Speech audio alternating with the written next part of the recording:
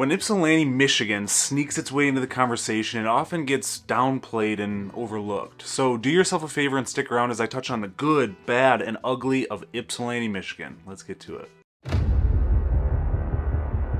For those of you that don't know, the city of Ypsilanti is located in Washtenaw County and is 4.47 square miles in size with a population of around 20,000 people or so. The charter township of Ypsilanti, however, is 31.72 square miles in size with a population of around 56,000 people. But then there's also Superior Charter Township, which is north of the city of Ypsi. That's 35.56 square miles in size with a population of around 15,000 people. And there's also Pittsfield Township, which is south of Ann Arbor and west of Ypsilanti, but there's a little sliver that creeps into Ypsi where people are in Pittsfield with an Ypsi address. Confusing, I know, but I'll talk about why it's important to know what area you're living in or else you'll be paying much more money. With all that in mind, it takes us into the first pro of living in Ypsi, and that's the location. Despite being more on the south side of Metro Detroit, it's less than 10 miles east of Ann Arbor, so you can take advantage of everything that wonderful community offers while having the ability to be on the outskirts of the hustle and bustle of what feels like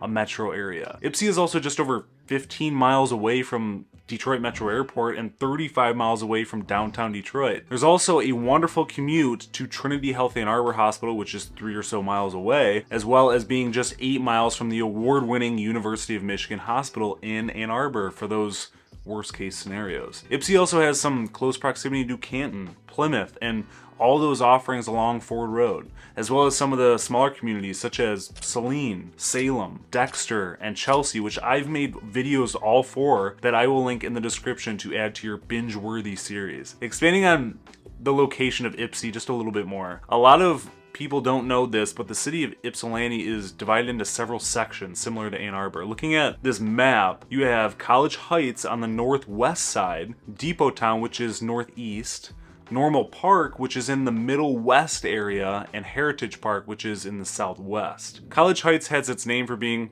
close to Eastern University, you know, college. This neighborhood has a 1900s historic feeling to it, where a lot of the homes have their original features. We are talking tree-lined streets, sidewalks for walkability, more of that close-knit college community, understandably so. Depot Town is extremely underrated and is never given the recognition it deserves throughout all the negative media about Ypsilanti as a whole. It feels like you're in a different time period when you walk through there, as everything has been restored and keeps to that historically rich feeling that is known throughout Ypsi. This is the shopping district, which is home to several boutique shops and restaurants, farmers markets, museums, and so much more.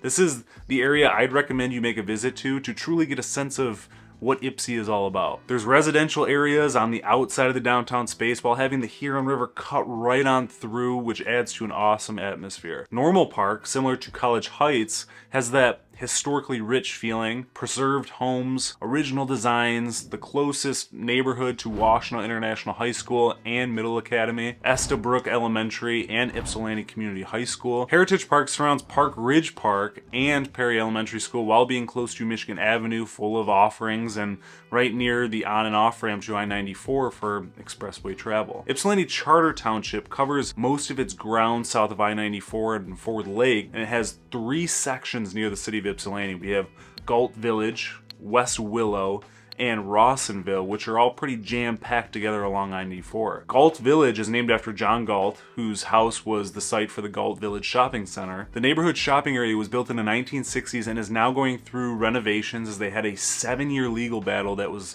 demolished in late 2023. The neighborhood also houses Nancy Park and Erickson Elementary School. West Willow is surrounded by US 12, I-94, and Ward Road, and is the closest to the General Motors plant just east. Then Rawsonville is south of I-94, just north of the Ford Lake Dam and Rawson Elementary School, and the closest community to the Lakewood Shopping Mall too. Now that the geography lesson is over, we can get on over to Pro 2, and that's the home prices and cost of living. Because it's actually true. There aren't a lot of communities where you can get your hands on a home or condo for under $200,000 in this market. It seems very unheard of today, and if a home is listed for that, you're basically having to demolish the thing and start over. But in Ypsi, it's more about needing cosmetic changes, and some have even been completely renovated for that price. There's even 2+ bedroom condos right on Ford Lake that offer dock access for all of your water activities for the price of $219,000 to $240,000, depending on the unit for sale. Taking a look at this graph provided by the MLS, we have the average sale price over the last 3 years with Pittsfield Township in blue, Ypsilanti Township in green, the city of Ypsilanti in yellow, and Superior Charter Township in red, just to give you some insight on how the home prices differ from city to township in the area. As you can see, it ranges from $256,589 in the city of Ypsi to $471,425 in Superior Charter Township. The area is also a hub for several new construction communities too. It tends to be fairly rural out there, so there's a lot of land to work with. There's Pulte home communities, MI Homes, and Infinity Homes out there. I've had several clients purchase a home in the Infinity Homes community that have gone a lot smoother than a lot of the other large community builders in my experience, and they tend to be in the $345,000 to $430,000 range for a 4-bedroom, 2.5 bath, and over 2,000 square feet, which is a fairly good price for a new construction home these days. The next pro I wanted to mention, coming in at number 3, is just the community overall. The area, as I mentioned, has some rich history and culture. There's several events in the city of Ypsi that I will link in the description, as well as a lot of natural beauty and parks that are often so overlooked as well. There's towns where you go through and it just feels blah. But when you drive through places like Depot Town, you think, finally, a community that has some personality. It's not that, oh great, another small town to pass through. This one makes you want to park and explore a little bit, even though it wasn't on your agenda that day. And I think that attraction and uniqueness is very powerful when it comes to choosing the right community for you. They have concerts, beer festivals, 5K runs, motorcycles and music, Summerfest, First Fridays, nightlife at their bars and restaurants, recreational activities, art, orchards and farmers markets, and of course shopping, as I mentioned. I think when you see that events calendar, you'll be pleasantly surprised how involved Ypsi actually is. Moving over to the not so good things about Ypsilanti, Michigan, I want to kick off with number 1, and that's the negative reputation. Niche.com ranks the city of Ypsilanti an overall grade of a B, and the township sitting in an overall grade of a B+, but ranks number 5 of 338 most diverse suburbs in Michigan, number 16 of 804 most diverse places to live in Michigan, and number 83 of 338 best suburbs for young professionals in Michigan, and is actually number 14 best places to live in Washtenaw County. It's the little brother of Ann Arbor, and it's been something the community is striving to shake. Ann Arbor has that effect where they can rub off on nearby communities because it's such a desirable, attractive, and dense area to live and experience life in a different way compared to other communities in Metro Detroit. When we compare the city of Ypsi versus the township of Ypsi, the city is dripping with culture and uniqueness, while the township is much more rural and doesn't have that character you see in the city. It's often searched about the area regarding crime and safety too, and that's why I wanted to outline the different sections, or quadrants rather, throughout the area so you can utilize my method of due diligence prior to viewing any homes or committing to an area, because despite their closeness, they can be pretty different from one another. And of course, I will link that in the description below as I go over step by step what you should do before you even look at a home in person, from looking at the surroundings, crime and safety, etc., which is something you should do with any area you're unfamiliar with. The next kind I wanted to lean into are the schools. Niche.com ranks Ypsilanti Public Schools a C-, which is based on academics, teachers, clubs and activities, diversity, college prep, administration, sports, foods and facilities, and resources. School Digger ranks the school district number 524th of 606 Michigan school districts. Of course, some schools are rated better than others, and I'll be sure to link a few resources in the description so you can do your due diligence if you're interested in the area.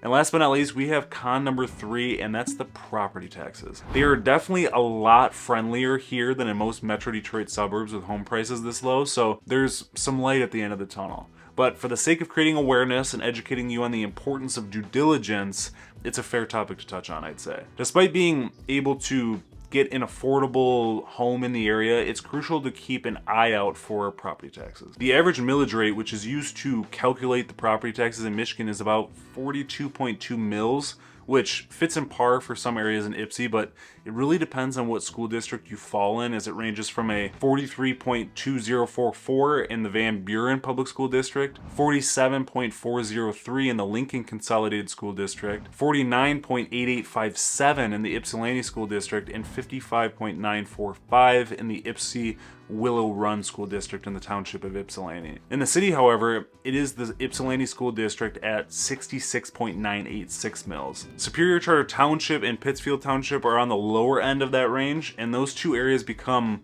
a cheat code to capitalize on lower taxes while having the access to Ann Arbor schools. Ann Arbor has a millage rate of 50.862, whereas Superior Charter Township has a 39.938 in the Ann Arbor School District, and Pittsfield has a 40.773. So something to keep in mind if Ann Arbor schools are a priority to you. What questions do you have about Ypsilanti? Drop them in the comments below.